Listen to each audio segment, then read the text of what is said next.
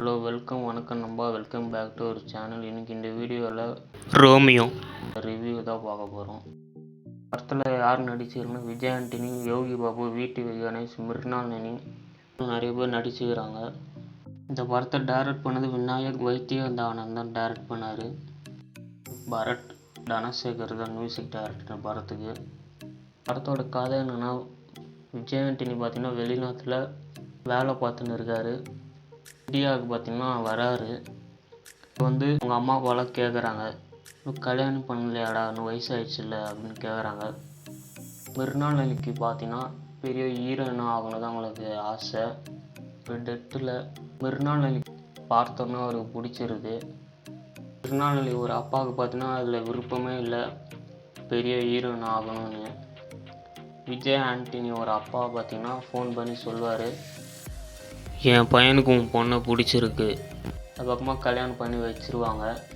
மிருணாளினிக்கு பார்த்தீங்கன்னா கல்யாணத்தில் விருப்பமே இல்லை. விஜய் ஆண்டனி பார்த்தீங்கன்னா பாஸ்டில் ஒரு விஷயம் நடந்திருக்கும். அது என்ன விஷயம்னு படத்தை பார்த்து தெரிஞ்சுக்கோங்க. சரி, இந்த படத்தில் யோகி பாபு இருக்கார்.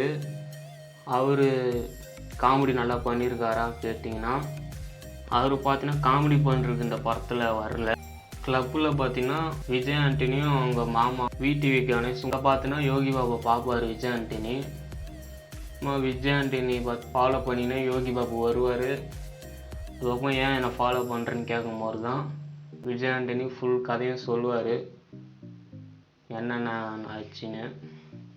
யோகி பாபு பார்த்தீங்கன்னா சேர்த்து வைப்பார்.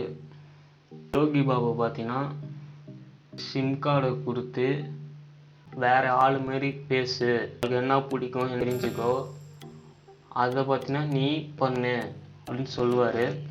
அவர் பார்த்தீங்கன்னா ஐடியாஸ் 1-2 காமெடி இருக்குது, அதுவும் பெரிய லெவல்லலாம் இருக்குது. இந்த படத்தில் பார்த்தீங்கன்னா 4 பாட்டு இருக்குது.